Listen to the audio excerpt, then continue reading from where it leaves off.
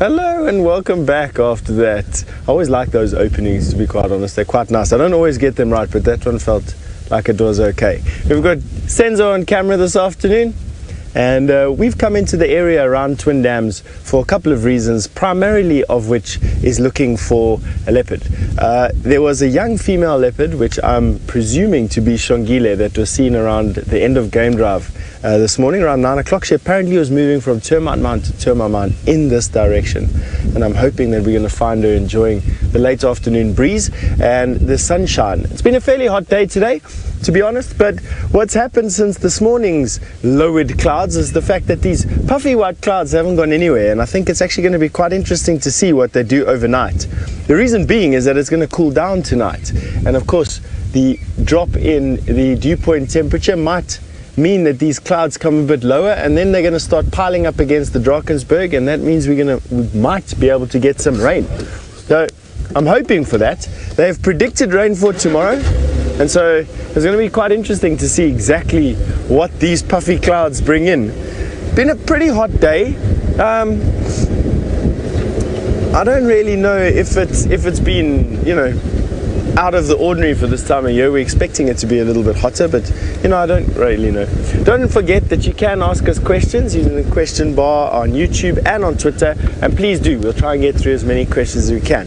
We're about as interactive as that, and you can pretty much talk to me as and when you need to.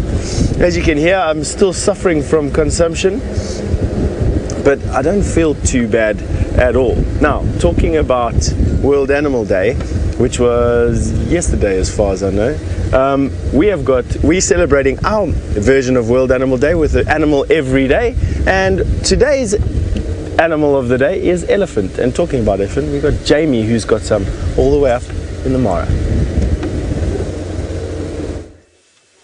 I have elephant singular, but as Steph said, it is a day where we at Safari Live and Wild Earth are going to be celebrating elephants. So a very good afternoon to all of you, and welcome to the Sunset Safari.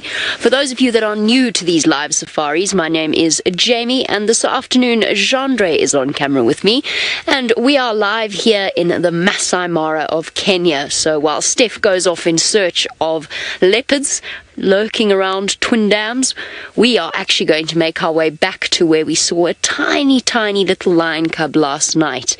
But I couldn't resist stopping for this old gentleman elephant. Some of you, I think, will recognize him. He spends a lot of time around here at the base of the escarpment, where our road down from camp meets the Mara. And he's very easily recognizable. He spends lots of time here. Occasionally we see him hanging out with the ladies, but most of the time he's all by himself, as is relatively typical of a bull elephant of this age. He might occasionally have a male companion or two to keep him company, usually younger males, but for the most part he enjoys some time on his own. And this is a particularly marshy spot, and since the rain hasn't come for the last, I would say, about 2 weeks now, everything's starting to dry up. It's starting to get quite dusty, and he's taking full advantage of the remaining green grass around this area. It's where all the water flows down from the escarpment and collects in this area. He is very clearly identifiable, though. It's his tusks, I think, that make him so easy to spot. One, both quite long, but one on the right much thicker than the other. Riti, yes, a lone elephant could be attacked by a lion. A lion singular, no, and a big mature bull like this one, almost definitely not. But there are certain lion prides that do specialize in attacking and killing elephants, usually only when they're desperate at certain times of the year for something to feed on. And usually what you'll find is that they tend to go for the younger males that are away from a breeding herd, because it's much safer for them to try and target those young bulls, because there's less of a chance of somebody or some of the other elephants coming to the rescue. So although you might think logically that an elephant calf would be a good target, in fact there's no point in the lions trying to attack an elephant calf because the entire herd will band together to protect that little one. But a young male off on their own, it is a possibility. It will not be one lion. It will most definitely be more than one lion. Probably around about between 10 and 15, even more than that, ideally, and then it's going to take a very, very long time. A big bull like this one, I would say, is not at risk, especially not here in the Masai Mara, where the lions have plenty of easier meals to grab. There's baby topi wandering about everywhere. There's lots of zebras around. It would be foolhardy to tackle a gentleman of this age. And most of the time you'll see the elephants wandering past without even giving the lions a second glance. Sometimes they go and chase them, if they're a little bit too close. But otherwise it is a peaceful existence, free from the attentions of the apex predator out here. And don't forget, because this is a live safari, hashtag Safari Live is how you get your question answered if there's something that you would like to know. You could also send through your comments. And as I said yesterday, puns always appreciated. Right, it's not just myself out here. That would be rather silly in this massive area that we drive around in the Masai Mara. Brent is out as well. I don't know where he is, but I'm sure he'll tell you.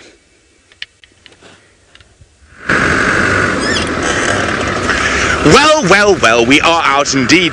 We are still way down south near the Tanzanian border. My name is Brent Leo Smith. I have Manu on camera. And in case you see a weird shadow jumping about, or if while we're filming the camera starts wobbling, we can of course just blame Taylor McCurdy, who's having a jolly on the back with us today. And we've had a fantastic day so far. We haven't been home yet. We didn't plan on staying out all day, but we got to see those white hyenas quite late in the afternoon. I mean in the morning. And then we found a cheetah, but unfortunately he's disappeared now. And we still haven't quite given up on the chance of seeing mating cheetahs. So I spoke to some of the guys on the Tanzanian border from Tanzania. They're convinced the cheetahs are outside on the Kenyan side, and all the Kenyans are convinced the cheetahs are on the Tanzanian side. But remember, if you've got any questions for us, hashtag Safari Live on Twitter. Now, this is the area where we're going to go down into to look for the mating cheetahs.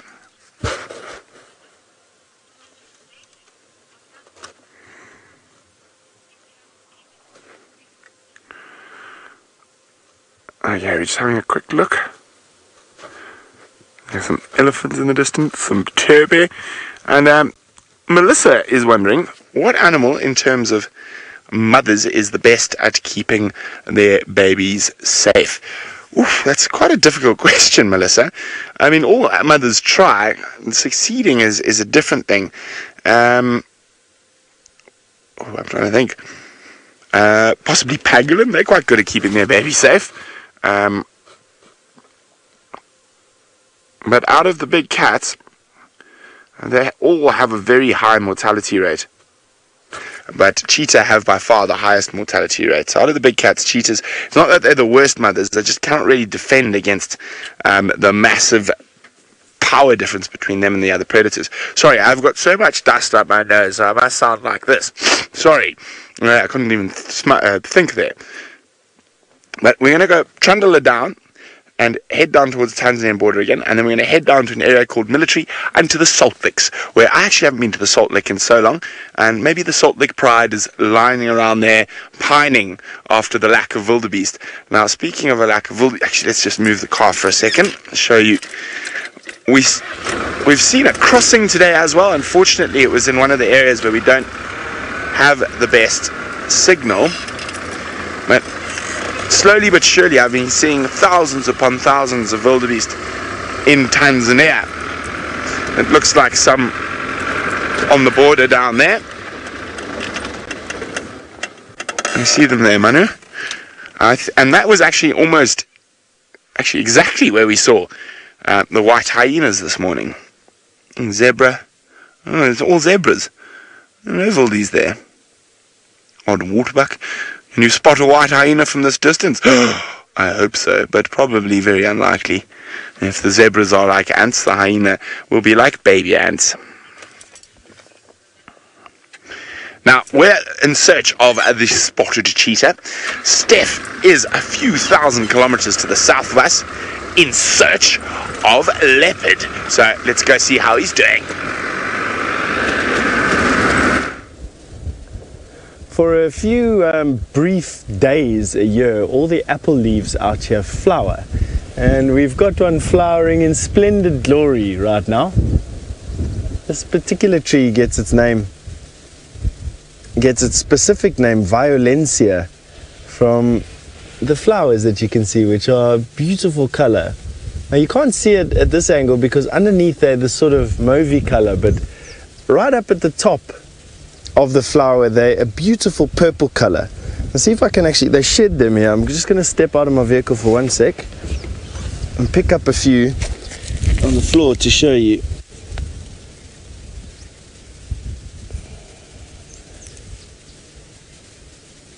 There are a lot of them that lie on the floor, and especially on a windy day like today, they drop off the trees.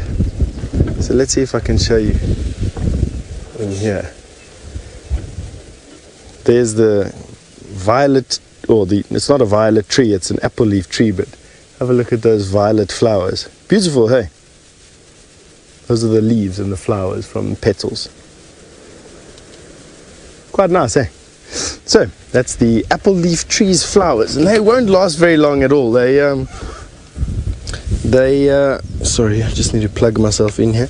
They won't last very long at all. They drop off very quickly and then disappear. So that's it for, there we go, a nice view. The apple leaf tree. So we are looking for leopard this afternoon. There was one seen in this particular area this morning. There's a deka, one of the leopard's favorite foods. Just sitting down there giving us a nice view. Common or grey deka, and you can see from the small little horn that he has on his head, or two horns that he has on his head, that this is a male, a good looking male as well. Wow, that's a lovely picture. Quickly get your screenshots going. These animals don't stick around for long at all. This is in fact one of the longest sightings of a deka I've had in ages. Now these little antelope are quite primitive in their body design and in their evolution, and it's not uncommon for you to see them eating young birds, that ground nesting birds and lizards. They'll quite often trample lizards to death and then eat them. And they can, to a degree, augment their vegetable diet, mainly browsing, so leaves and twigs, with some meat from time to time. Wow, this is a fantastic sighting of a grey duiker. Duiker in Afrikaans means diver, and they called that after their habit of ducking into the undergrowth. Like they dive through bushes. Very agile little things. They do get eaten by leopard a lot. Wow, look at this. Obviously food has overcome his shyness in this particular sighting, giving us such a good view. Oh, he's picking up off the floor. Looks like something has fallen on the floor there. Francis, in Israel you say yes, such lovely big eyes. I must agree with you. Oh, fantastic. Usually you associate big eyes with nocturnal living. You don't need to go forward anyway. There we go. Maybe give us a bit of an idea of what it's eating. It's picking something up off the floor.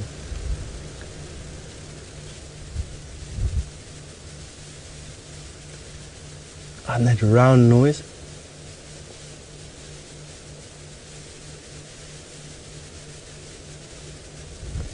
That's a beautiful sighting of one. Very rare to see them like this, to be honest with you. They're very shy antelope. One of the dwarf antelope, we got 4 dwarf antelope in this particular area: the grey duiker, the steenbok, the klipspringer, and what was the other one? brain escapes me. Only 3.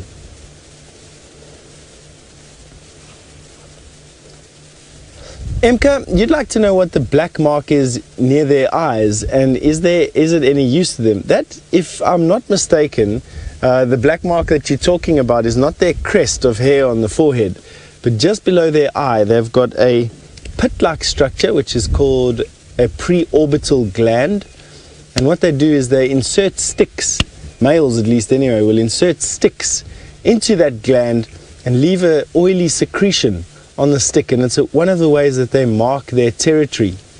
There you go, you can see it there now, just every now and again coming through. Brilliant camera work from Sensor. There you can see it, there's a vertical slit underneath the eye.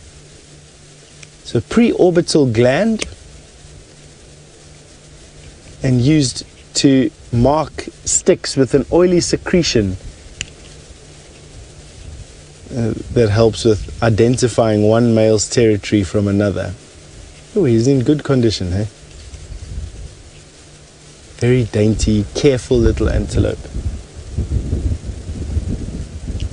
The other dwarf antelope is the Sharp's Gracebuck, which you won't get here, but just close by here on the other side of the Kruger. So you get 3 of the 5 dwarf antelope here. And this is one of them, probably one of the largest as well. There's that gland in full view. Moving around a bit, making it difficult.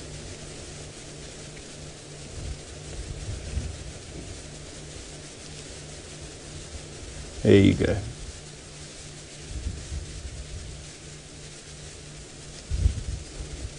Look how brilliantly he blends into the grey trees and shrubs in the background.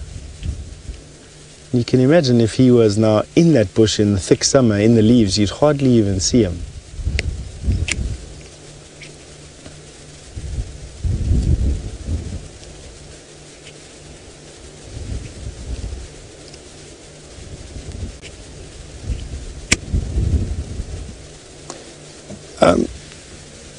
Megan, could you just repeat Sheila's question? I missed the first part.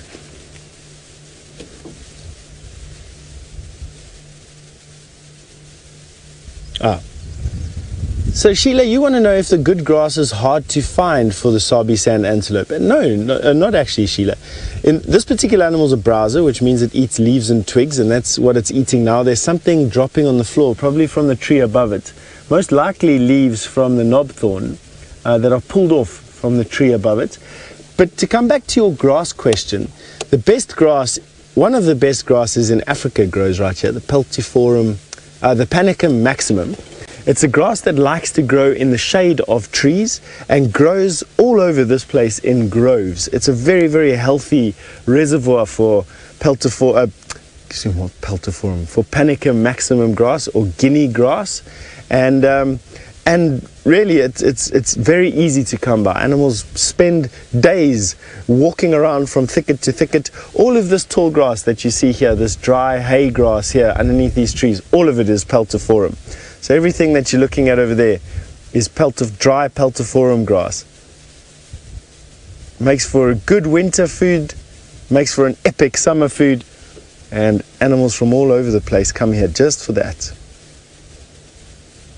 Lovely, yeah?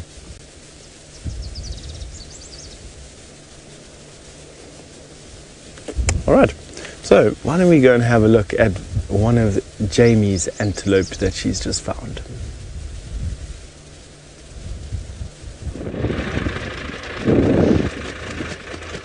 The antelope have gone. I'm sorry I drove past them, but the reason that I drove past them will become apparent in a few seconds, because we've gone past our antelope, in that case with some eland and some topi, to come and have a look at an endangered bird species. Something that I really enjoy sitting and spending a bit of time with. Now Tristan had the most phenomenal few days actually spent with a hornbill family, a ground hornbill family, a couple of weeks ago. They really are fascinating birds. And we've got a lovely little group here. You can see the juvenile on the left with the underdeveloped dark facial patch. complete contrast to that of the parents and the adults that have very well developed red patches around their face and a sort of a bulge around the base of their bill. There you go. There's an adult for comparison. And if you look really closely, it's a bit tricky to see from here, but if you look really closely, you might even be able to see under one of their bills, there will be a blue spot, or a bluish spot, that will tell us that it is in fact a female rather than a male. So for our new viewers, this is a southern ground hornbill. I said that it is a rare bird. It is endangered. They are one of the bird species that is incredibly threatened throughout Africa. So every time we see them, we stop and appreciate their beauty and, of course, just how privileged we are to see them. The biggest threat, as with most creatures out here, is loss of habitat. And they're very picky birds. They build nest sites that they then use regularly, year after year after year. And when that nest site gets destroyed, they get very unhappy. And they then refuse to breed for a considerable period of time. I knew of a pair of birds that wouldn't breed for 3 years after their nest site was destroyed by lightning.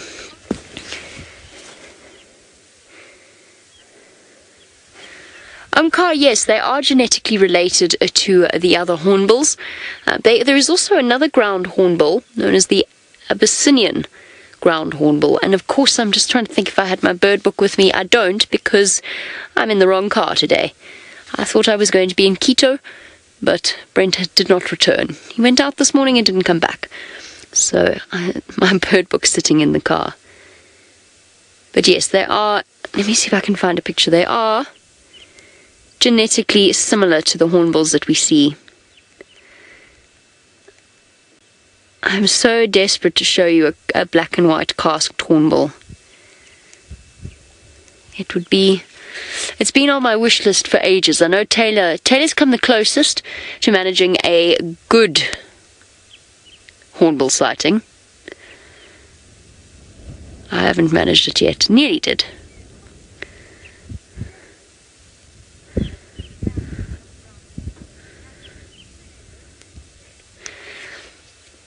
James, you're wondering about if we ever put bands on the hornbills to see where they go to. I confess to not knowing the answer to that here in Kenya. I haven't seen any bands around the ankles of the hornbills. I can tell you that in Kruger it's very common practice. The population of ground hornbills in South Africa is monitored by an organization known as the Mabula Ground Hornbill Project, and they tag the various birds, and what you'll find is it'll be either left foot or right foot for male or female depending, and occasionally different colors for where those birds have been released. Now, I don't know if the same process is done here. I know in the Kruger they encourage guests to report sightings of those tagged birds. I'll try and find out for you. Just out of curiosity, I'll try and find out. There must be somebody somewhere researching a ground hornbill in Kenya. So I'll see what I can do. And while I ponder that and go and see whether or not these guys have any bands around their legs, let's go across to an antelope that has bands around its body and is considered to be one of the most beautiful.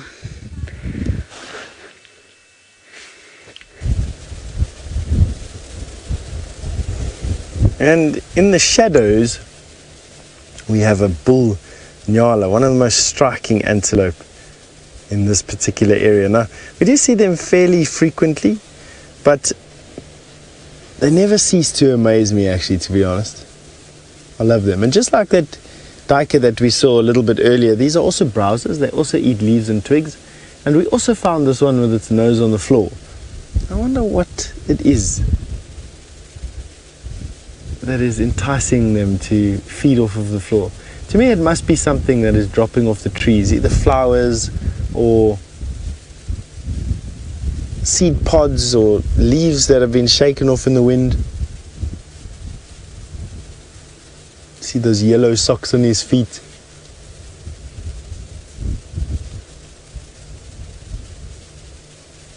Shaggy coat.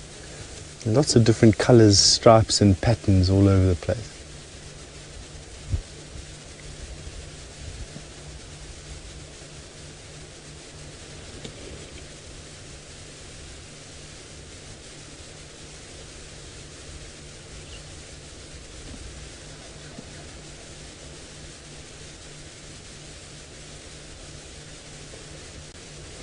Jenny Animation, you say you're very excited to see a nyala.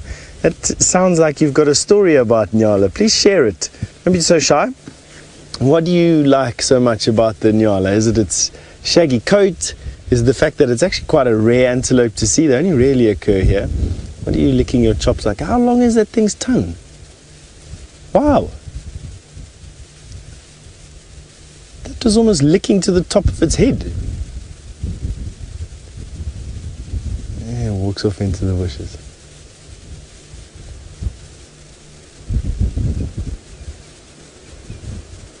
Now, Laurie, you'd like to know if they get summer fur. Laurie, no, they stay that shaggy for the year round. It doesn't. The temperature gets hot here, and there's in terms of Celsius, there's about a 20 degrees fluctuation between winter and summer temperatures here in degrees Celsius. But it's not hot or cold enough to warrant them actually shedding a coat and getting a new coat at all. And so, no, the answer to that is no, they stay like that. They will thin their coat out a little bit if it gets really, really hot. And if it gets really cold, they'll thicken it up a little bit. But for the most part, no, it's the same shagginess the whole time. It really gives them a lovely appearance out here. One of the very few antelope, barring, I suppose, the waterbuck with a shaggy coat. I just need to go onto the radio here quickly, which is going to be a little bit jarring. And we've got a car in front of us, and I want to know what he's doing. I think he's wary of us. He can see us filming, and he wants to know if he can pass or not. So, station static on Elephant Skull. Come in for Steph. Good afternoon. So I'm just on the road. We're just doing a segment with the nyala, if you're interested.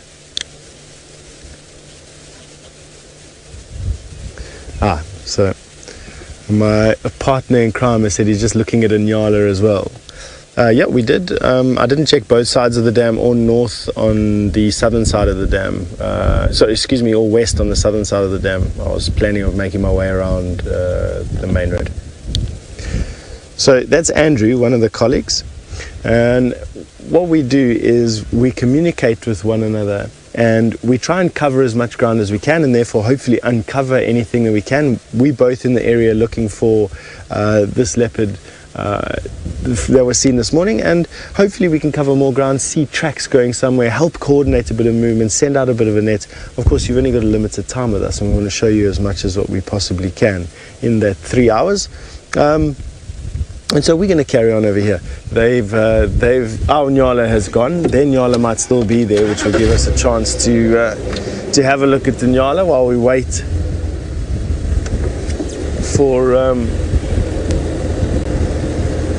to see what the bush has to say about where these cats have gone. And by that I mean the bush, generally speaking, will let us know where a leopard is. Monkeys calling, impala barking, kudus calling.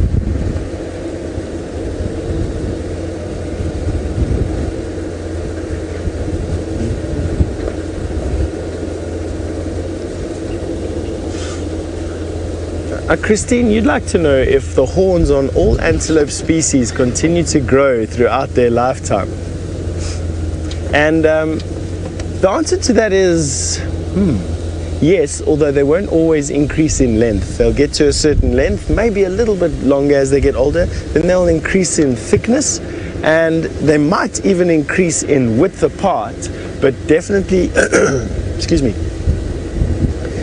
definitely not get longer than past a certain point. Hello, some guests in front of us.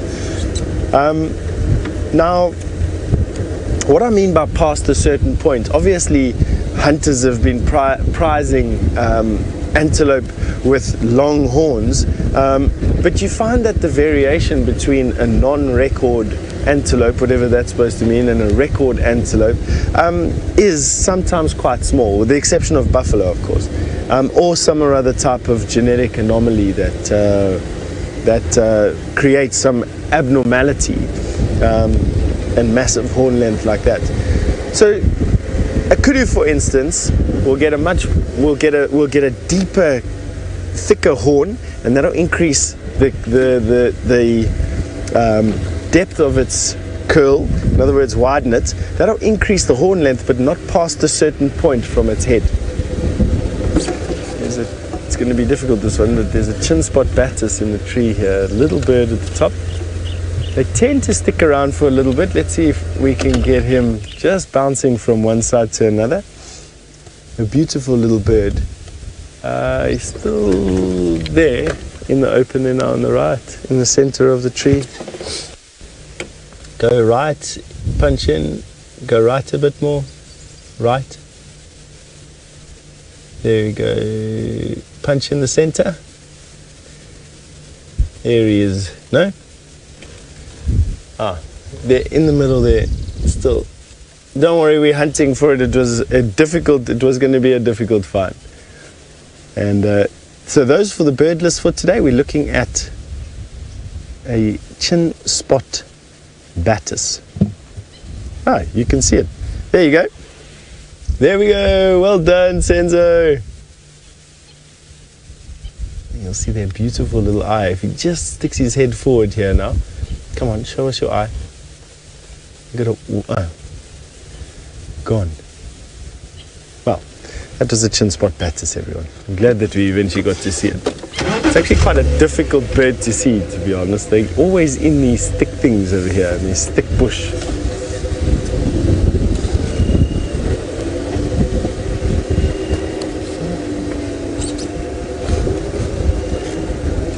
Tanith, you'd like to know all the way from Canada, what bird lives the longest? That's an interesting question.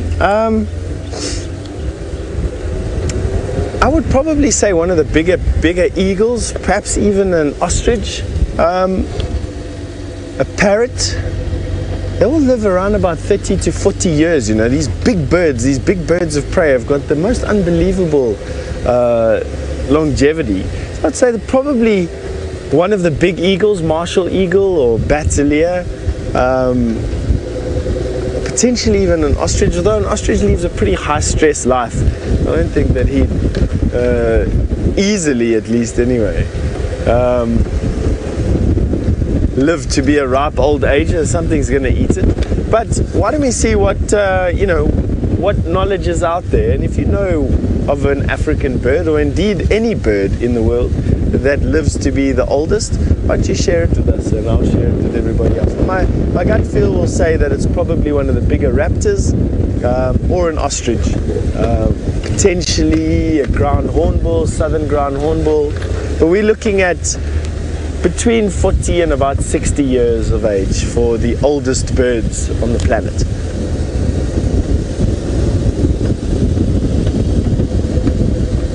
Quite a high energy afternoon. You know, when the weather changes like this and we start to get winds coming in, bringing clouds and rain, things tend to hunker down, and they're almost like they go to ground. Elephants don't like it, moves too much. Rhino don't like it, moves too much. Buffalo tend to just corral together and go to sleep. Leopard. We got a male leopard in front of us. We found one. We've got a leopard hunting something. Well done, Mr. Senzo. That was luck, eh?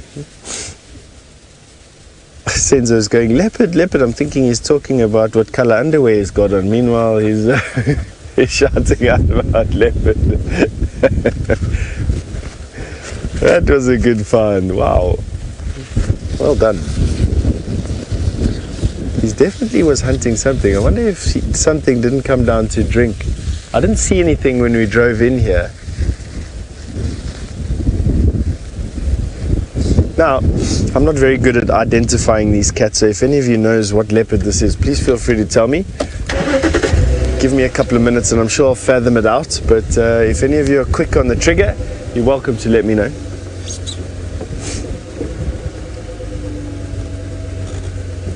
Why are you being so skittish? Boy, what's the story with you?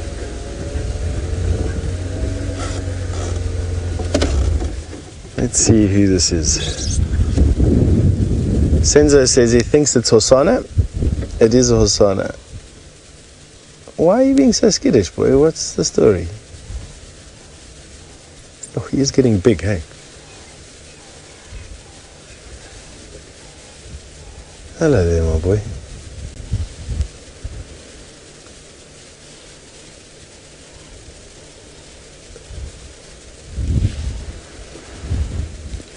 thank you very much for helping us confirm what leopard this is. This is Hosana, and he is a leopard cub, well, sub-adult leopard cub, so to say.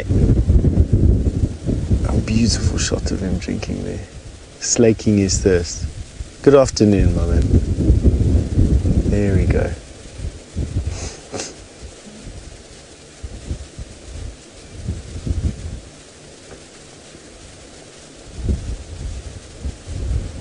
Now, leopard they don't need to drink, but they will drink when they can. And I think he feels a bit intimidated drinking here. I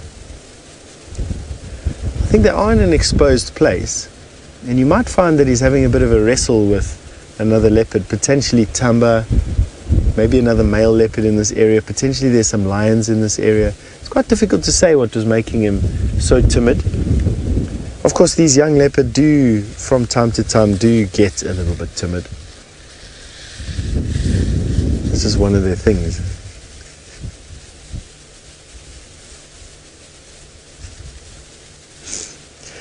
Now, Francis, you say this seems like it's his favorite spot, as we see him at Twin Dams quite often. Francis, yeah, I have to agree with you there. He does seem to like this spot. Leopard are, if nothing else, creatures of habit, and him being a cub at this point will hang around here for a couple of months while he explores. This is where his mom brought him when he was very young. I don't know if you remember when they were just born. His mom used to hide him in a road culvert close to here. So this would be the core of her territory, a place where he is intimately familiar with. He knows where the big trees are, he knows where to get water, he knows where the impala are. And until he's comfortable and confident, he's not going to easily move out of this area. It's beautiful. And so we will, for the next couple of months, probably find him. He'll be in and around this area. This area you can move through pretty quickly, and so he'll be in and around here. He looks like he's got a fairly full tummy as well.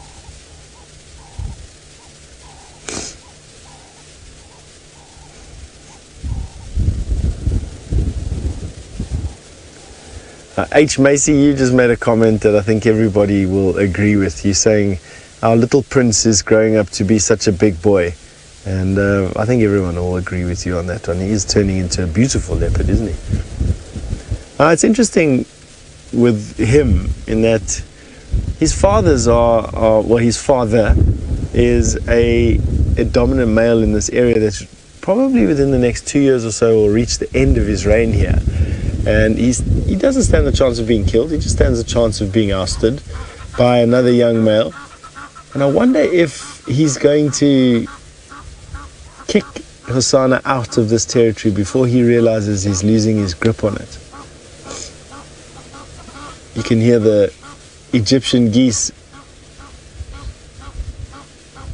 warning everything that he's here, and they're swimming now towards him.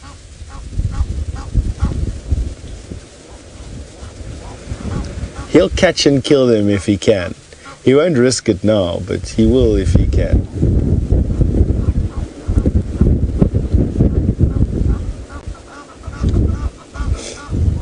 Yo, he's having a long drink, eh?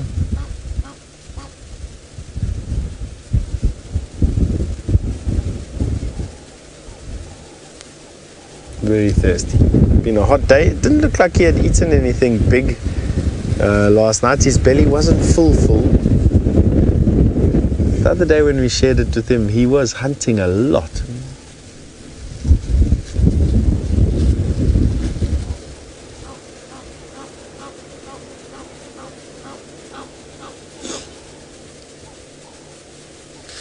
Francis in Israel, you just wanted to know, why do large wild cats like this not have slitted pupils like a house cat would? It's a good question. I don't actually know the answer to that question, to be honest. I mean, I can try and reason it out. I don't know if this is going to be right or not, but no, I don't actually know. I mean, it's got to do with the amount of light that goes into their eye, but of course they can limit that with a very small pupil. And a slitted eye opening up wide is the same as a round eye opening up wide. fact, today's a day where I'm asking you all more questions than what you're asking me. Let's see if there's any literature out there in the broader world on why large cats have round pupils and not slitted pupils, or if nothing else, what is the advantage of a slitted pupil over a round pupil? Let's see what everyone says.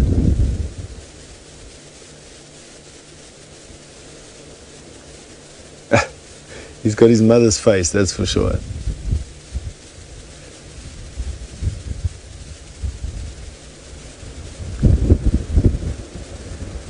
Now, I am just going to, if you'd excuse me for a couple of seconds, I'm just going to call in Andrew. He's looking for leopard this afternoon, and I did say that I'd help.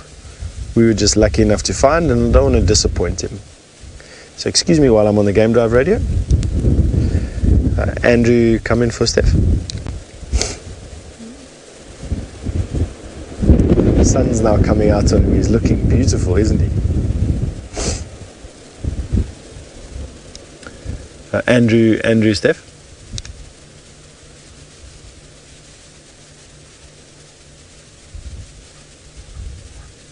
No answer just yet, so we'll give him a few minutes. He's probably talking to his guests. What are you going to do now, boy? Going to go back to hiding somewhere. See, he's again just sneaking up. I wonder if he's not worried about these geese giving his position away.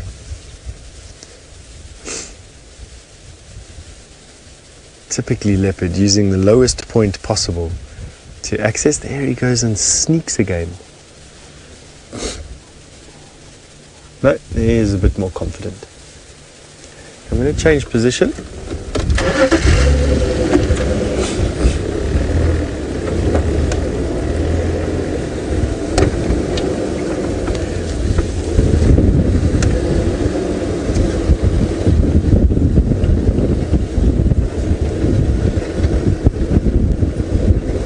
KR, you've helped us with the answer to the question about the slitted pupil. Thank you. You say that a slitted pupil helps with vertical focus, which is specifically good when hunting for birds up in the sky and also for prey that's much smaller than them. That's very interesting. So thank you very much for that, KR. That's nice of you to do that. So, wow, that is interesting. And of course, because leopard hunt fairly large prey on the ground mostly, they don't need it, as do lion. Let's see if we can get you a nice shot of him with the sun on the side of his face for you. And you can keep this one for the record books. Andrew, Steph.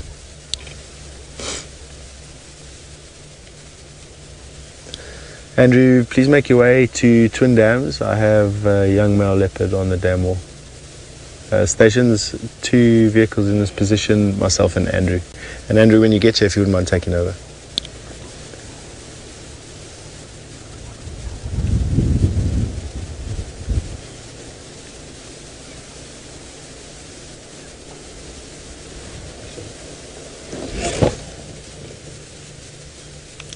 You're welcome, Orbs. You'll be the 3rd station in this particular position. This animal slowly may be making his way just off the side of the dam wall.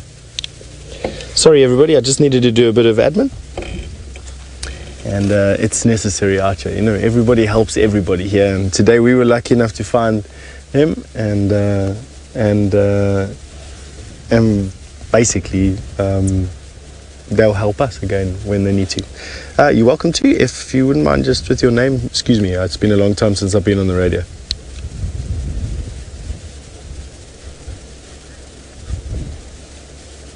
Copy that. You're welcome to, Shoal. Thank you very much. So on a day like today where you have relatively few animals moving around, a leopard would draw a lot of attention from everybody around here. And there is no doubt that he is going to draw some attention from our colleagues here today.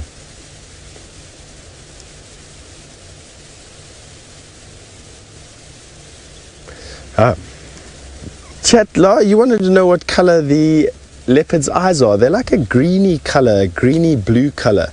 He's sitting close enough now that we can see. Oh, come on, look at us. There you go.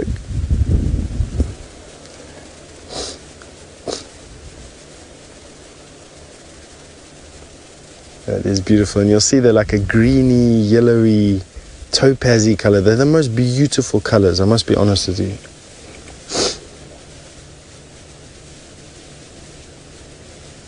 Oh, that's lovely, hey? Look at that, lovely. Screenshot, everybody. Any whiskers.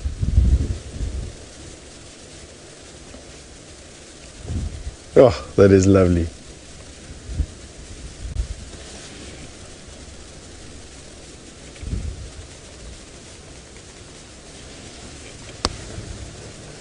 All those ears giving away his mood. And he puts his ears back, puts his ears forward.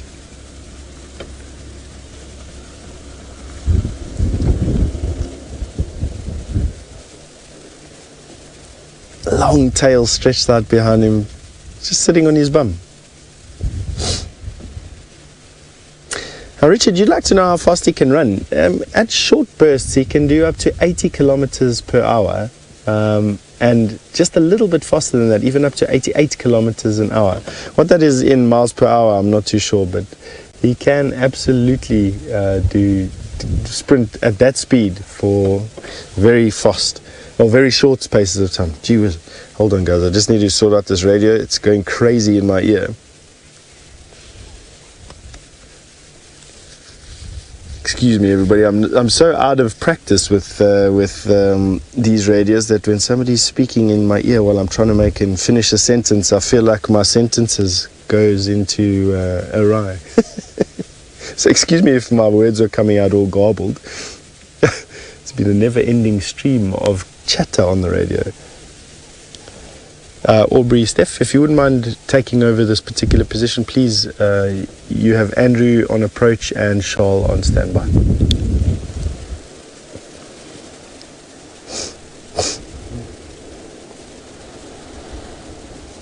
There we go. I've handed over the responsibility of talking to to Aubrey, and that means that I can carry on my conversation with you without worry of my brain being hijacked by radio communications. Look at his tail, the tip of his tail. Now, that white that you see there, that's what a cub would see. And following mom and using small little movements like that, he will be communicated to by his mom. It's called a following mechanism. Most animals have it. And he would have had his mother signaling to him from a young age, just like that, in his face. And they're very sensitive to mood changes. The tip of his tail is very sensitive to mood changes. Just look at that fantastic coat color that he has from the back. Along the spine and across the hip region has to be one of my favorite areas. Laurie, you'd like to know if a leopard's tail is longer than his body. That's actually a good question, Laurie. So give me 1 second. I'm going to tell you the exact answer to that. I almost think it is, but there's a ratio of how much longer it is. So I'm going to just go through my book here, but it definitely 282. Let me just see if I can answer you that question for you.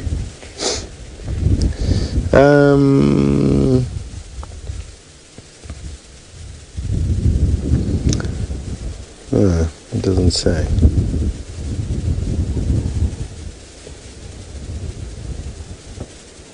I feel like I've read it somewhere before, to be honest with you.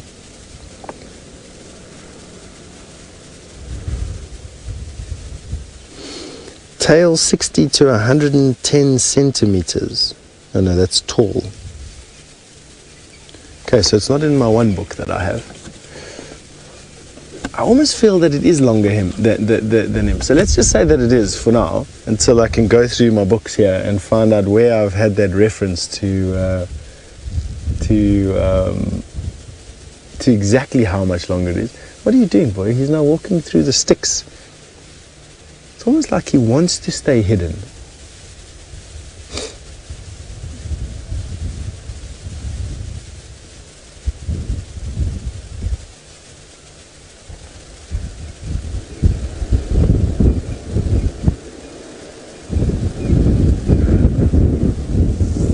Melissa's asked the question of questions. Are leopards more comfortable on the ground or up in trees? That is a question, Melissa, that I've tried to answer for years myself. I don't actually know. They walk around a lot, and I think they walk around because they have to. They've got to get from one place to another. They've got to hunt. They've got to mark their territory. I wonder what he's trying to hunt there. Look, his ears are flat. Oh, he's going to go and lie down. Good for you. At least he's not walking across a boundary.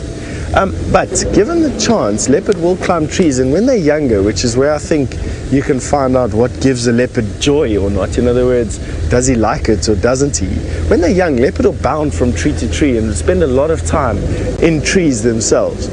And it's there that I wonder that these cats don't have a joy for it. It's difficult to say actually, because who knows. But I'm just going to go forward a little bit more. I don't want to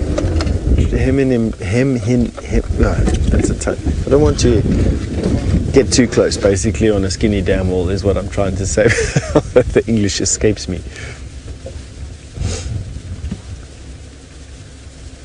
Oh, he's a good looking boy.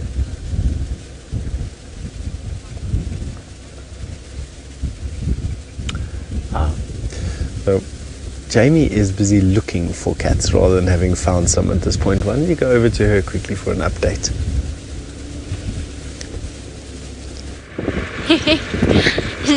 Steph rubbing it in a little bit there. We are indeed looking for cats instead of finding them. Fair enough, fair point. We're actually... I'm having a little moment. I'm a little irritated. I'm trying not to be, because I set off very jolly this afternoon. It's just that the roads just didn't logically take me where I wanted to go, and then I ended up on one that was actually closed, but it wasn't closed. So we've taken a little bit longer to get to where I wanted to get to. My plan was always to do a loop around, just in case she was somewhere close to the den, but not at the den itself. It hasn't paid off though, and it ended up being a far bigger loop. Aww, apparently Steph is comforting us by saying that we'll find the cats. We will indeed. As soon as I find the road to the den site, which will happen eventually. Wasn't quite expecting to have to go all the way around. But my own fault. It's the problem with this hat when the wind starts to blow.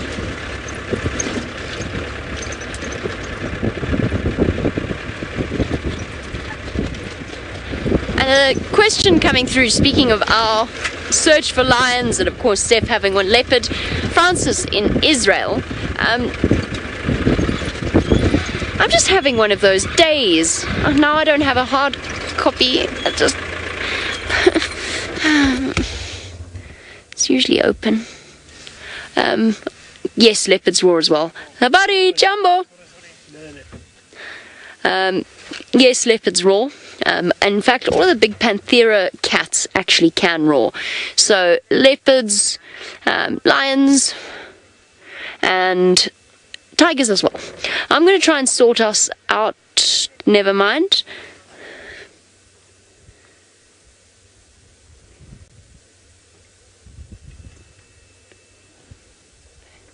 Have I misunderstood something here? Okay. Alright, what we're going to do is we're going to try and figure out how to get through the gate and then send you over to Steph, who is of course still with his cat in the hand, so to speak, and I'll figure out what's happening here. I didn't mean to insult Jamie there at all actually. She's a much better cat finder than I am and enjoys them a lot more than I do as well. While I enjoy watching leopard and obviously lion, and we spend lots of time with them, my interest lies with the smaller things in this bush. So now I hear that there's a bit of wind that you can hear, and it's because I just need to turn my body position away from the wind. That should be a little bit better for you, and it's because the wind is busy picking up now where we are and puffing out of the south, blowing these clouds away, it looks like, not getting any thicker, which is unfortunate because I thought that they were going to bring some rain, which they might still do. But for now, it looks like we're going to have a lovely full moon rising over a blustery, windy, dry October bushveld.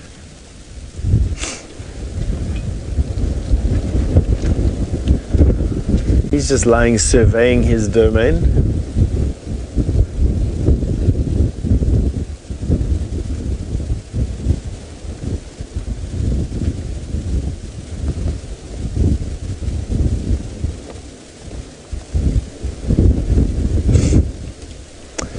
Melissa, you want to know if we often hear leopards roaring in the wild? Yes, Melissa, actually we do. It's quite a common thing to hear leopards roaring. I mean, by common, I mean maybe once or twice a night. If you're really listening, you'll hear a leopard roaring. And then when a leopard's close by, a particular dominant male or female in any particular area, and they're close by, you'll hear them roaring. Sometimes when a leopard's on patrol, they'll roar every 5 to 10 minutes or so. And you'll hear them patrolling through an area, sawing up and down. And then every time I've slept on the banks of a river in Africa, I've always heard a leopard roar. You know, in a wilderness area, of course, not everywhere, but sleeping on the banks of a river in Africa in a wilderness area is almost certain to allow you to listen to a leopard roar. It's a very distinctive noise. It's akin to sawing wood, is what it's likened to. Lots of recordings of leopard roaring on the internet. Go and hear one and see what you think. I think if you use a bit of imagination, it definitely does sound like someone sawing a rough plank of wood.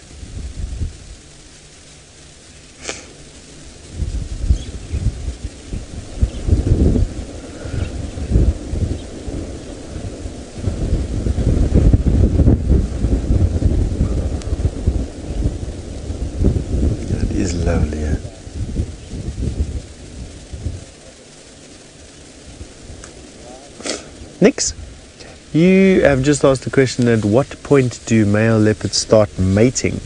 They'll be sexually mature at about 2.5 years old, but they'll only really be able to vie for territory and therefore prove their virility and dominance and strength to a female, which makes them attractive to her from about 5 to 7 years old. So although at 2.5 years old he'll be sexually mature, he will only really be able to mate from about, or in an area where there's a lot of leopard, he'll only really be able to mate from about 5 or 7. In an area like the Sabi Sands here, which is a very high population of leopard, he'll probably be closer to 5 or maybe 7, I'm going to say, before he fathers his first litter. Unless, of course, something untoward happens and he's able to take over an empty territory with a female around.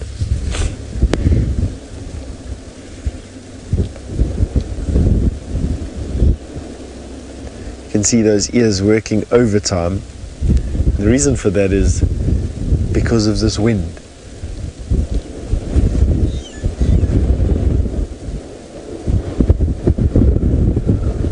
So if you look just behind his right ear, you'll see there's a white tip to it. That is very similar to the white point to the end of the tail, which is used to accentuate movement of that particular appendage and therefore aid in communication to especially cubs at the back of them. So we haven't yet deciphered out the language of leopard, but it is known, and you can see it, that they use very subtle changes in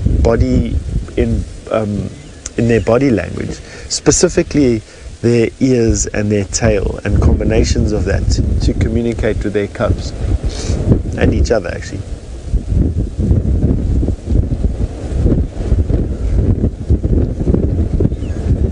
His skin is in good condition. A good looking cat, this.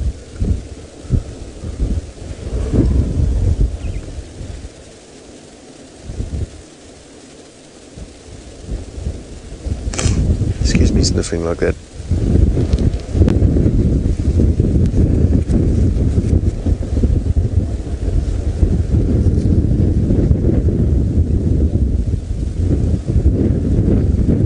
See if he wants to lie down, it looks like, hey?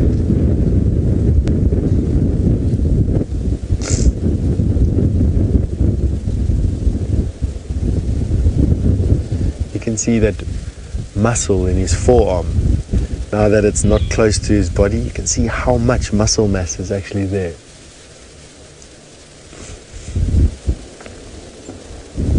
Now you want to know if a leopard's father could kill his own son if they meet. Oh, there we go, he's going to lie down. If the leopard's father will kill his own son if they meet around a kill, I suppose, or in the dark. No, I don't think so. Leopard approach each other very cautiously, and because they're so vigilant, it's actually quite difficult to sneak up on a leopard. They do it from time to time. It's not uncommon for leopard to be not cannibalized, but killed by other leopard. And but I don't think a father and a son, it would make no sense. So they do take their time to greet one another. And when they meet each other in the dark, I think they take their time to make sure that they're not going to do that. A male leopard will kill cubs. Tingana is well known for killing cubs, especially of other leopard. And I think they do it to force females into estrus again. And, therefore sire as many of their own cubs as they possibly can.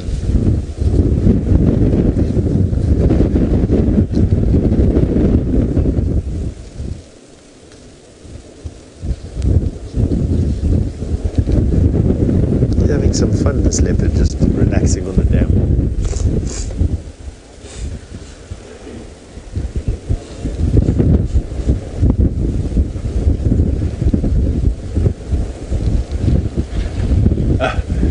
Now, James, you say, let's hope Tingana, talking about leopards and dads and fathers, and let's hope that Tingana does arrive. Tingana, for those of you who don't know, is this young leopard who's called Hosana's dad. And he is one of the dominant males in this area. He shares the territory with a leopard called Mvula. And when he comes around camp, he roars his lungs out. So if he's around, we definitely will know about it.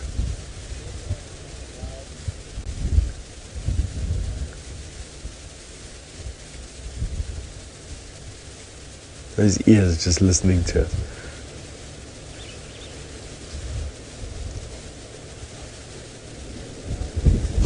Ah, awesome. I'm told that Brent has some bat-eared foxes, which you just have to go and have a look at.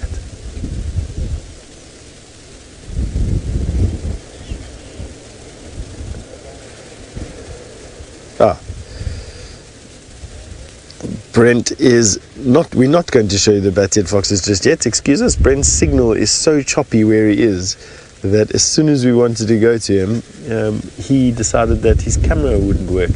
So Brent's just going to get himself into a better position, and let's hope that he can find some signal around those bat-eared foxes for you. For now, you with me, and we are looking at Hosana, this young male leopard, who is just new into adulthood, well, sub-adulthood.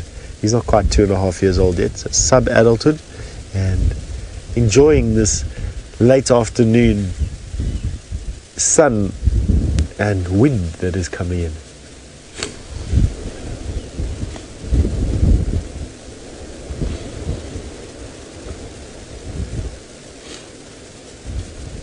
Crab Cat Mama, you've just asked what is the life expectancy of a leopard in the wild.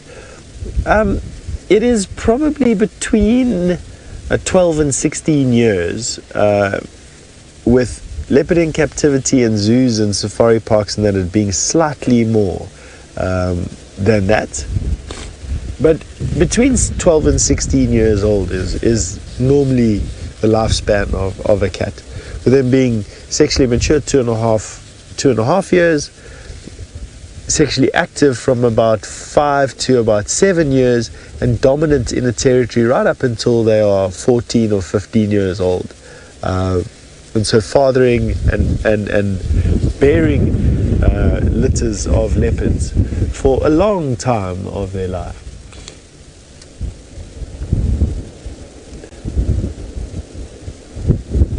And they'll have anywhere from about 2 to 6 cubs. They'll successfully normally only rear 1 or 2. It's rare to see more than that. One leopard female can't provide enough food usually, and anything more than 2 cubs don't survive for very long. It is known. I've seen once a leopard with three youngsters. The most leopard I've ever seen together has been 5, with a mom and her 3 babies and a male in the same tree at the same time feeding on an impala. Does it Sabi here in the Sabi Sands, property just to the south of us here, and will happen at other places in the Sabi Sands as well. The mortality rate of leopard here is high, but it's not as high as it is outside the game reserve. Leopard and lion do quite well in these protected areas, whereas cheetah and leopard do well outside the protected areas. Leopard generally do well everywhere, I think. They found almost they're found from Cape Town all the way north, through Africa, throughout Africa, east to west, and then all the way into India, all the way across the Asian continent to the Amur leopard, right down on the eastern side of China.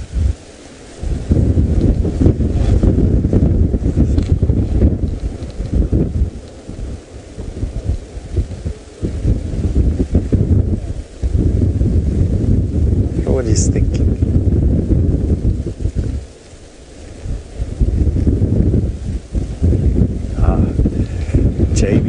Jamie's luck has finally paid out, and she's got something cool to show you. I've got many cool things to show you, and in fact I've just realized, apart from the 2 vultures that are on the top of the tree, we actually had 2 lionesses at the base of it. But the second one has just got up and moved behind the foliage. So there we go. One of these 2 is the mother of that brand new cub that we saw for the first time yesterday evening on the sunset safari. The second lioness just moved across to the left, but unfortunately I think she's... Oh, is there a cub there? No, most definitely not. I was hoping that perhaps the lioness was suckling. Oh, definite suckle marks. That's mum. And that is a really... I wish we could be closer, but unfortunately she's on the wrong side of... Oh! There's another little cub. That was a surprise. Okay. So there's new cubs, and then there's slightly older cubs. Judging by that level of coordination, that cub that just danced past definitely was not the one that we saw last night. The one that we saw last night was much younger than that. That little one that went dashing past, I think, looked about, in that brief instant that I saw it, about 4 or 5 weeks old, maybe even a little bit older. Come back, little cub. Well, this mom is definitely showing signs of suckle marks, but now the fact that there is a second set of cubs confuses matters, because now we don't know exactly which mum it will be. Now, I don't know which lionesses these are. I said yesterday I thought they might be the Olololos. We're not far from the little governor's gate at all, as you may or may not have noticed. Some of you must have had a good chuckle at the fact that I didn't notice the boom go up behind me while I was staring at the camera. Somebody must have had a good laugh. There's the Olololo gate over there.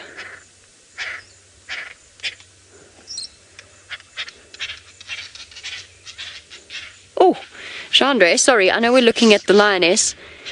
There's Maya's parrots over there. Are you seeing the rollers? I know the parrots just went in behind this tree. And now they've settled, I think, where we can't view them. Come back, parrots. Ah. I've forgotten what the East African name for them is. It's the same thing as a mayor's parrot. That is a lilac-breasted roller. That is a lilac-breasted roller. Come back, parrots. Oh, there we go, there we go, there we go, there we go. Did you see it flutter out there? Okay, if you go to the left of the roller and down, there. It's about in the center of your screen, somewhere around there. There it is. There we go. There you go. Awesome. Thank you, Gendre. Oh, what is this? The East African name for them? I can't remember. We call them mayor's parrots. Let me just check quickly. I don't know my bird book. If you know what they call them here, and I do apologize for not remembering what the different name is for them here. I think it's brown. I think it is brown parrots. Hello. I know we've been talking about lion cubs and we have a lioness, but she's very far away and I had to show you this bird. And of course you've been talking about long-lived birds with Steph. Nice little connection there, because of course parrots live for a considerable period of time as well, especially the larger ones. See the little yellow spot on the top of its head? Cool. Fantastic. Thanks, Chandra. I very much would want to get that particular bird on camera. We're going to take one last look at this lioness, and then we're actually going to start moving. I've got to meet up with Brent so that we can do a bit of a switch over. So I'm going to have to start moving in his direction, and he's going to have to start moving in mine. But let's quickly have a look at this lioness, and then if we manage, we'll get back here before the end of the sunset safari. Trust me, I'd love to stay and wait for her to go and fetch her cubs. The den site is about 50 yards away from where she is. No, maybe 100 yards away from where she is lying now. And there's a very good chance, with those cubs being as tiny as they are, that she's going to go back to them and feed them at some point soon. The younger they are, the shorter the lioness, or the shorter the periods of time that the lionesses will leave them.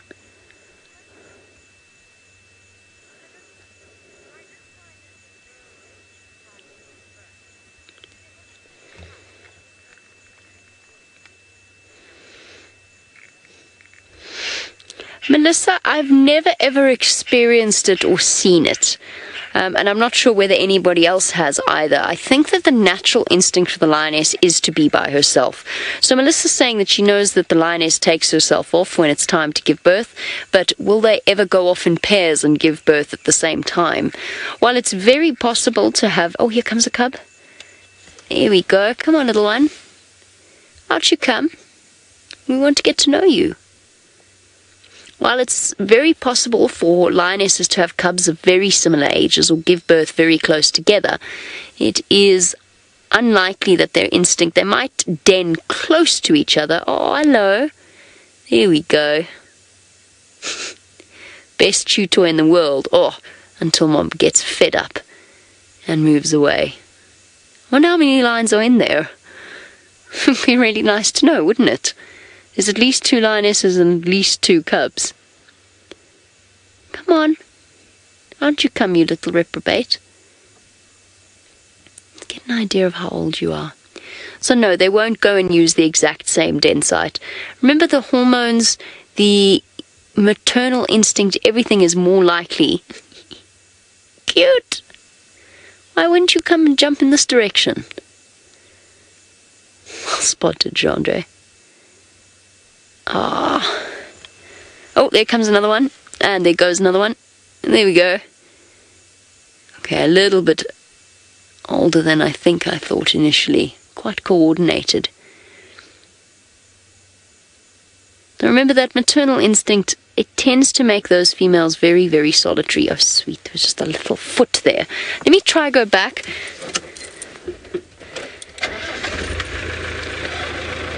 Let's see if this would maybe help us. There's the road. There's the road. No. Yeah. Oh, you got him. Bit forward. Oh, I see the gap there. Okay. have a look. I'll adjust as we go along. Okay. 1, 2, 3, 4. Everybody agree with me about 4 of them?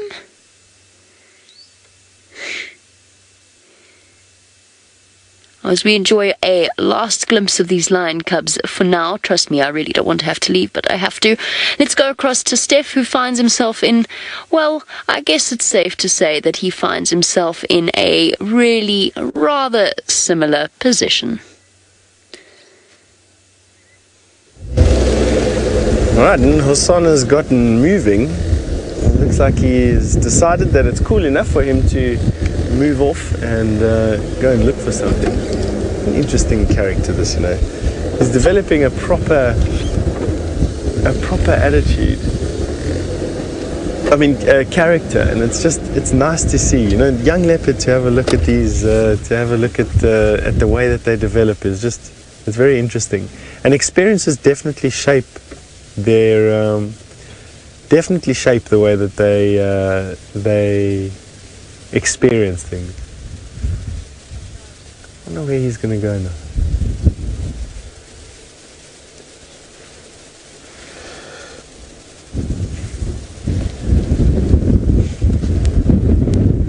Is he just up there, Sensor? Yeah. Very cautious.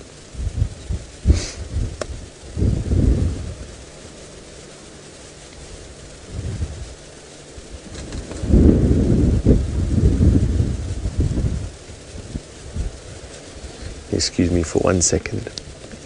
Sally for Steph, you're welcome to make your way in. I'll stand by on the dam wall, and there's Tax and Mike in the lock.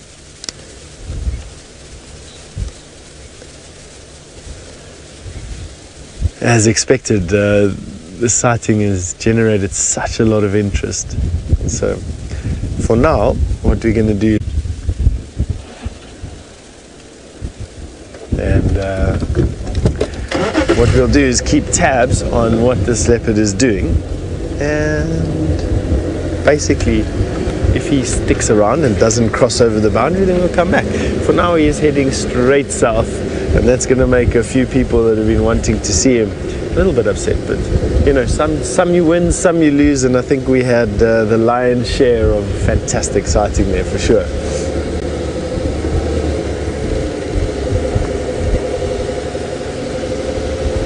On to bigger and better things. Now, what do you like to see more?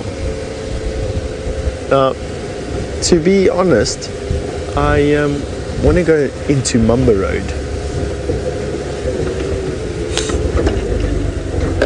Now, I didn't do it. You wanted to ask, have I ever seen a big cat depressed in the wild? Did I get that right? Megs, a big cat depressed in the wild. Wow, what a question. I've never been asked a question like that before. I don't think that... Can an animal be depressed? I suppose they could. I mean, it's all just chemicals in your body, or the lack of certain chemicals and mixtures. And I suppose they could be depressed. Will it manifest in the same way that depression manifests in humans? Probably not. We're quite a deep thinking species with a large imagination, and I think that depression, to a degree, although can be chemically induced, is also what is that? We're still is to a large degree also assisted or exaggerated by an overactive imagination, or an imagination. I've seen zoo animals depressed, in particular leopards and lion. You sometimes see them in the zoos and safari parks that I used to frequent as a youngster, and I always thought to myself, they look a bit depressed. Have a look at this. This next to the condor is the bird on earth with the largest wingspan. It's a marabou stork. That wingspan from tip to tip is 7 foot. The bird is about as tall as I am if it had to really stretch itself out. And that wingspan, 7 foot from tip to tip. Isn't that just unbelievably awesome?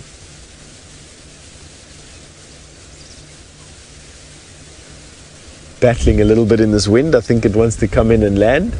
Being this big, their wings generate a lot of lift, and he's going to have to time it perfectly so as not to crash. So come in slow enough to aim at what he's doing, and then stall just close enough to the tree to make his legs land.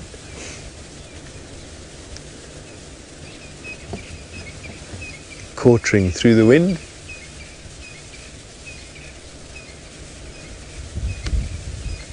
That's lovely.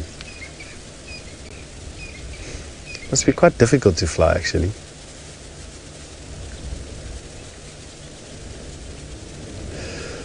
Yeah, Alice in the FC at Namara. Hello, good afternoon, Alice. You say it's so weird to see these birds fly because they're such big and ungainly birds. They absolutely are. Let's turn the car around a bit and see how long we can follow this marabou stork for. Might land here at the dam.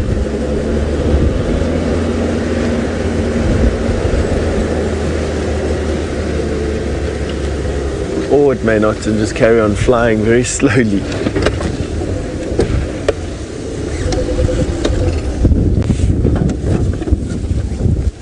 Now flying into the wind. I wonder where you're going. Why go to all the effort of quartering through the wind like this?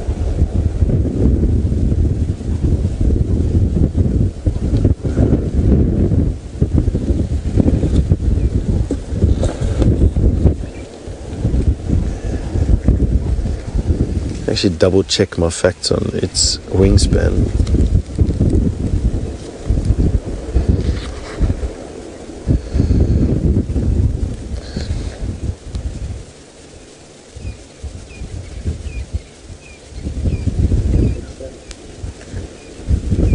Awesome.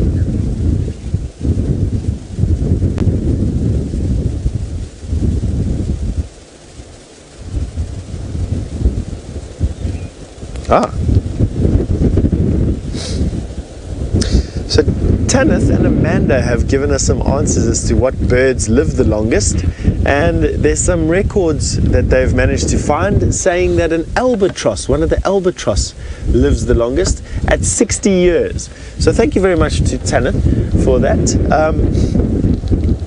Excuse me, Tanith and Megan, won't you just repeat our second viewer's name that helped us with that? Tanith and Amanda. So thank you very, very much for helping us with that. So it's about 60 years for an albatross. An albatross, of course, is a massive bird, and big birds tend to live a bit longer. And as we predicted, around about 40 to 60 years, with the oldest one living to about 60 years. So I'd imagine that the eagles here are anywhere from about 40 to 50 years. And wow, Tris says that an Australian cockatoo can live anywhere between 90 and 100 years. Wow, 90 and 100 years for a cockatoo. That's long. But like we said, parrots, I know that parrots are long-lived, and 90 years is a long time.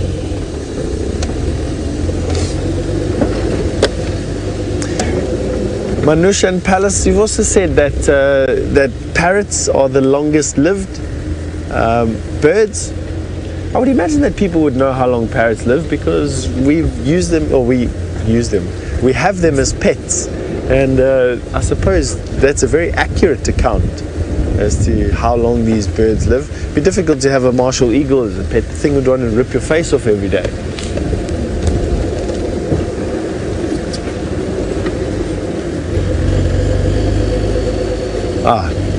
The one rare animal that you have to go and have a look at right now is Brent Leo Smith in an area with some good signal.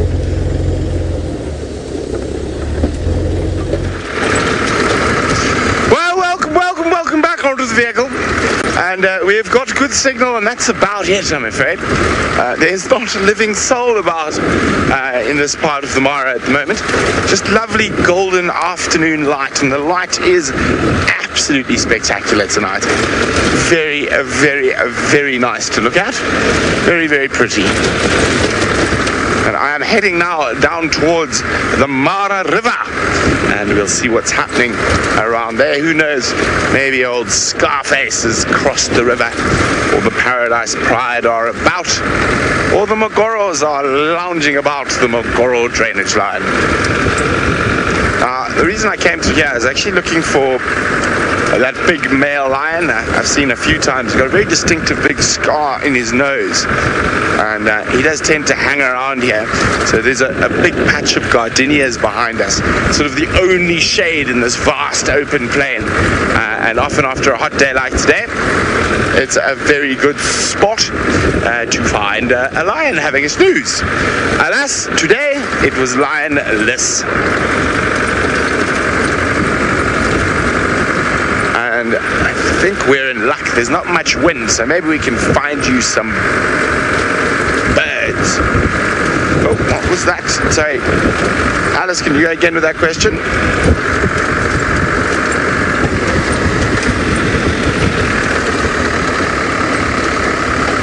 Hi, Debbie. Debbie's wondering any word on where the buffalo herds are. Now, Debbie, the buffalo are permanent residents of the Mara, and they spread out. I think you mean the wildebeest herds. We actually saw some small herds today down in the southeast, but most of them have crossed south into Tanzania already, and they are a lot of them are in the Lamai Wedge. And actually, no, I think they passed the Lamai Wedge now. They've crossed the Mara River there, and are now splitting into the Western Corridor and the Eastern Corridor herds and the Central Corridor, and they're all slowly making their way down towards the Ndutu Plains in Tanzania, and by the time February comes, most of them will be there, and they'll be birthing there before in about March they start moving.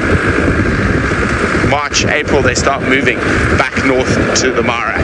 So they're going to be visiting Tanzania for a while, keeping the lions and the cheetahs of the Serengeti well fed, while our lions and cheetahs have to make do with what's left behind. There is a lot of game still here.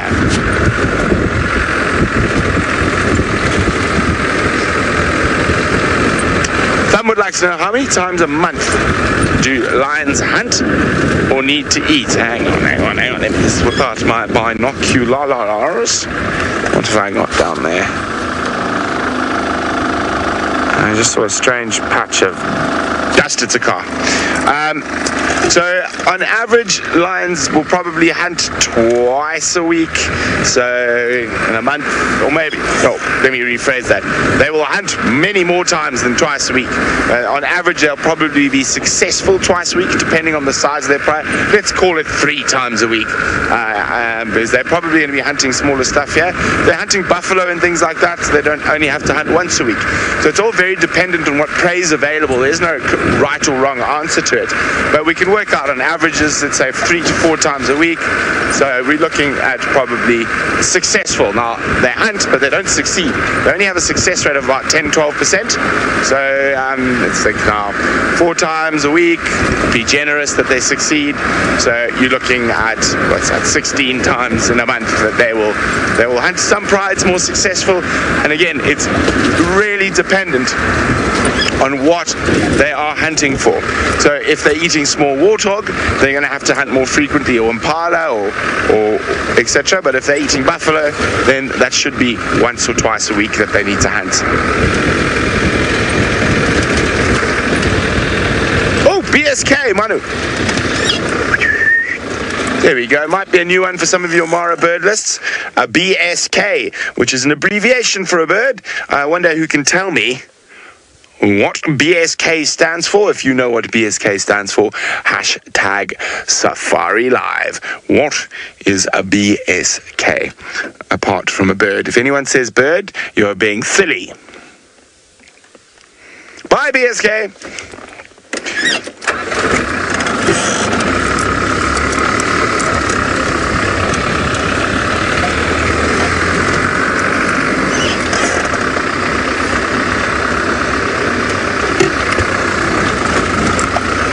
Take Care would like to know, why are feathers generally splayed out at the tips of a bird's wings?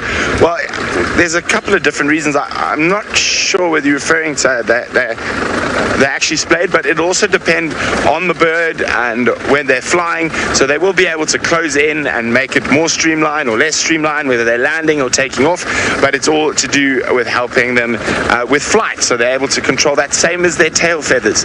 Now, when they do get quite worn, and sometimes you can see splaying of the feather actually splitting off the quill, and when that happens, it's generally could be from strong winds, because those ends of the feathers are taking or are doing a lot of work and are right in the full force of the wind.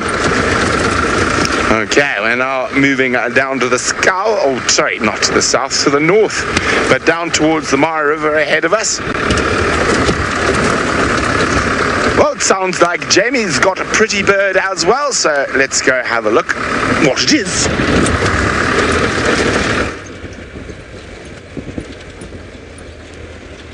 I don't have any pretty birds, I'm afraid. No pretty birds here. Alice is saying she was talking about me, which is terribly sweet of her, but also I now feel inclined to try and stop for a pretty bird. There must be a roller somewhere here. We've seen so many today. No, I don't have time. I want to, but unfortunately I can't. Plus it flew away. I'm going to try and stop for a lilac-breasted roller for you all. It is crazy how dusty it's got here. Dare I say, we need a little bit of rain. Keep things nice and green.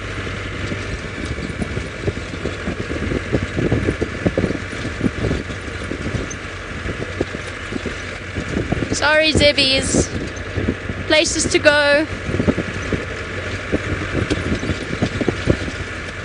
Now, for the past hour and a half, all I can think about is just how kind Rebecca's been to us today. So Rebecca's taken it upon herself to make us pizzas.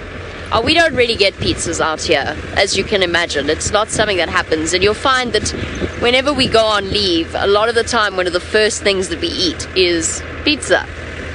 And I'm so excited because Rebecca's managed to find herself access to the pizza oven used by the lodge, and has prepared, she spent the morning preparing dough. Oh goodness. Jumbo! Hi guys. Hi. Any rhinos? I haven't seen any. I heard there were 2 by Olololo yesterday, but that was yesterday. Just coming to see if we can get some. Cool. Alright, well. Coming from a leopard on the other side. Really? Well, good luck, guys. I hope you've managed. Hi.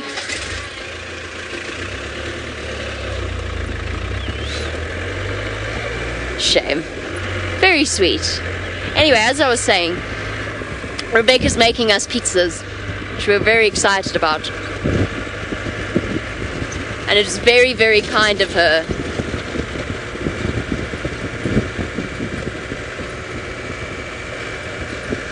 We're just at that stage where it's a little bit too early for us to be looking at the beauty of the sunset. I think it's going to be a spectacular one this evening. I will tell you that across in South Africa, Steph is taking the time to admire the setting sun there.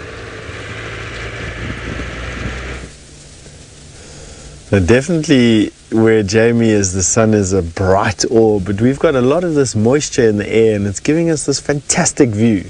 So just enjoy this, and if it's sunrise or sunset or wherever you are today, this makes for a fantastic today screenshot, and put it on your desktop as a screensaver, and you can look at this for the rest of the day every time you walk into your office or walk into your bedroom or walk into your house, or wherever you can display this picture. It's beautiful as the sun comes out from behind the cloud there.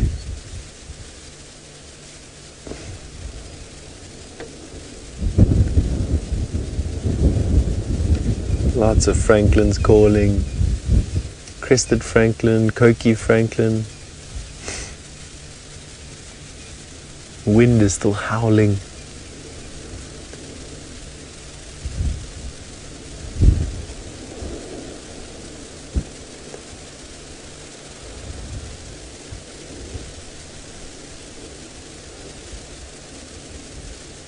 Very nice, very peaceful.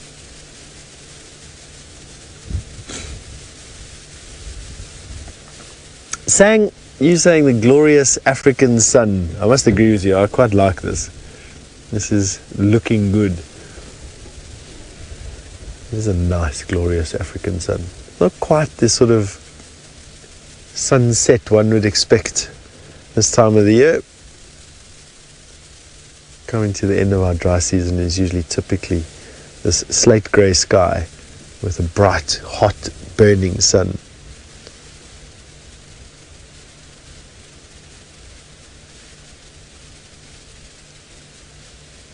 It's lovely.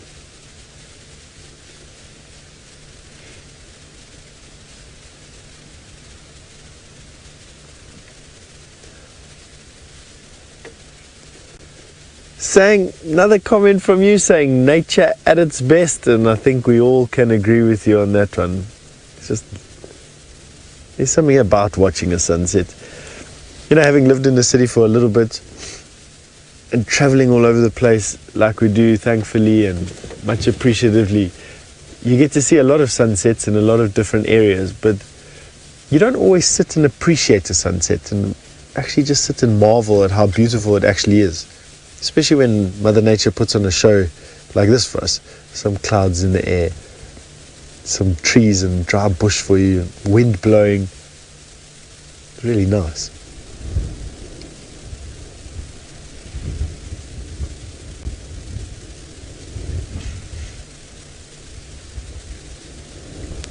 Richard, you'd like to know if we've got aeroplanes out here. Do Wild Earth have aeroplanes? No. Are there aeroplanes that fly in here? Yes. There's small little, sort of these light aeroplanes owned by private companies doing charter flights in here. And then there are some private landowners here that do own their own planes. Just to the south of us, there's a landowner with his own aeroplane, and so they fly around. So yeah, there's a lot of different aeroplanes around here, but we don't own one yet. One day Wild Earth might own a plane with all the places that we're going to be growing to. Who knows what is installed down the drag for us.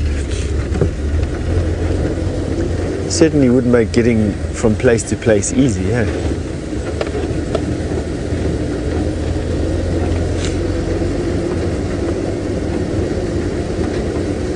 Now I think that's a piece of plastic blowing in the wind, and if it's not, it's a massive snakeskin.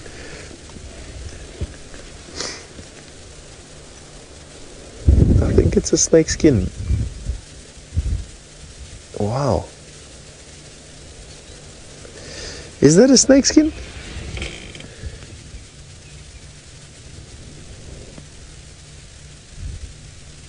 I'm going to go and fetch it. Megan, I'm going to go fetch it, but it is probably a 5-minute walk away from here or so.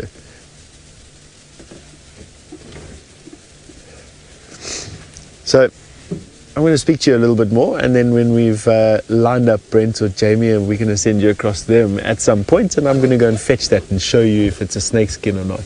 The curiosity is killing me. I can't help but want to go and see what is out there. Snakes, of course, shed their skin because their skin doesn't grow with their bodies, and as soon as they reach a certain size, their old skin will loosen up. There's a fluid that gets secreted. It'll loosen up, and then the snake will be able to hook it on a thorn usually, and then pull it out, inside out like a sock, basically, that you take off. Pull it inside out like a sock, and it'll stay behind almost entire like that. But that is a big snake skin up in the top of that tree. If it is a snake skin, it's going to be interesting to see what it is. Have a look at this little bird here, Sinzo, if you don't mind. This one sitting right here in the tree next to us, right there. That is a little bee eater, and there are two of them there. Look at the lovely colors. Oh, we have to try and get a screenshot of these little birds. Oh no, what did I do? Let's see if we can go forward a little bit. In my eagerness to want to get you a shot of those little bee eaters, I ended up chasing them away, which is terrible. But those were 2 little bee eaters. And let's see if they come back. All right, I'm going to go fetch that snakeskin. Brent is ready to hold the fort down with some updates from tomorrow while I run there and run back again. I'll be back in a minute or two with the snakeskin for you. Welcome back to the just absolute beauty that is the Masai Mara. And as I say, the animals have not been on our side today. All the animals we found, like where the gremlins were living, the white hyenas, the lions just now, and the badger-eared foxes. But I am an eternal optimist that our luck is going to change as evening sets, and we're going to find something magical, fantastical. So this is actually the very spot where Dave saw his first caracal ever.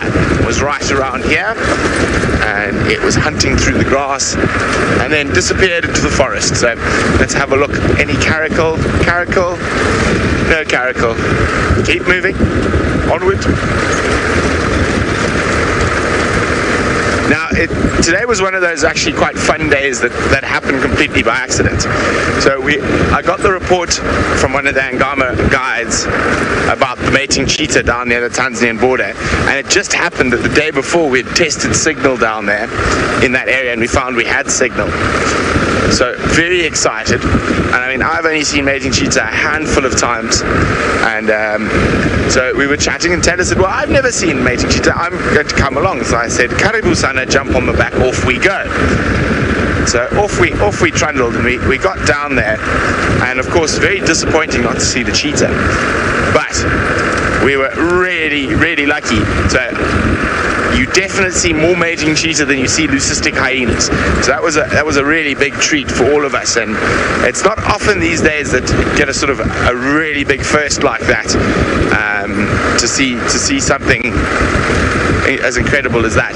And as I say, we are working on extending our reach into that area, so I'm pretty sure hopefully before the end of the year we will be able to show you those leucistic hyenas live.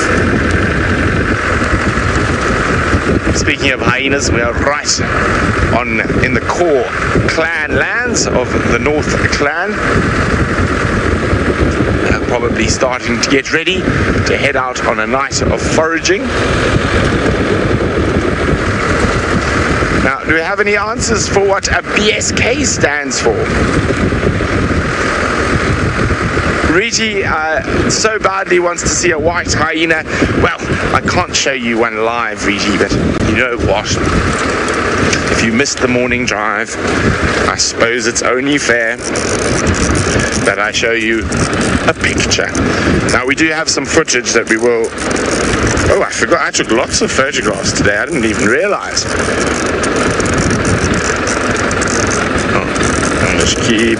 Just keep going, just keep spinning the wheel. Oh my goodness. Aha, there we go. Just for you, Riti, and those who missed the sunrise safari. How's that there, Manu? There we go. So there we go. Look at that. Isn't that incredible? So we saw 2 of them.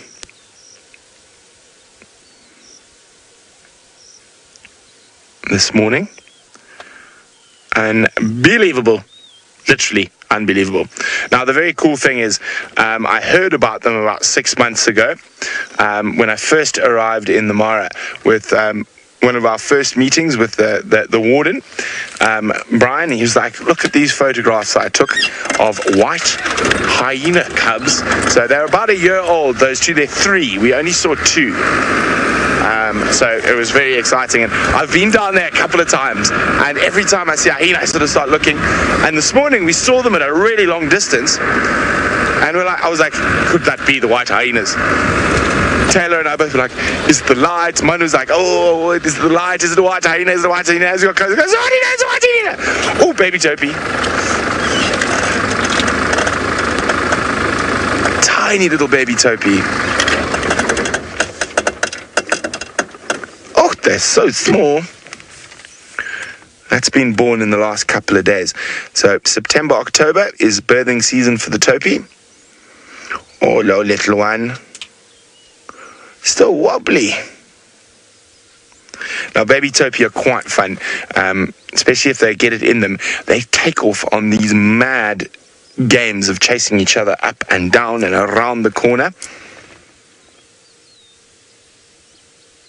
Now, you see the mother there, it's basically licking the baby's bottom, and they do that to stimulate defecation. So, especially when the babies are very young and with the milk diet, they can get a little bit constipated.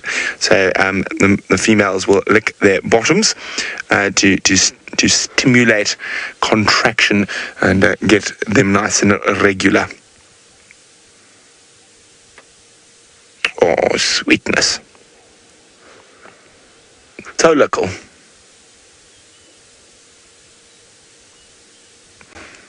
Now, of course, baby Topi is very high up on cheetah, on their sort of hit list of favorite foods, and we're definitely probably going to see some interaction between cheetah and Topi. Now, often, in some cases, the mothers will try headbutt and bash the Topi off. I mean, not the Topi, the cheetah off their babies. So it could be quite interesting interaction to watch.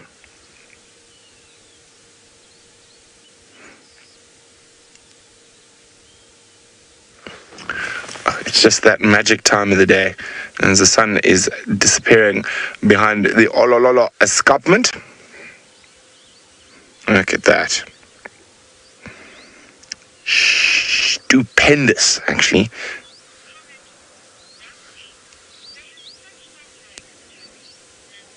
Nancy says they have such long legs. Indeed they do, all the better to run away from a lion with. They're one of the fastest antelope in the world. Now, we're going to keep moving down the road. So as I said, it was completely unplanned that we were going to stay out the whole day.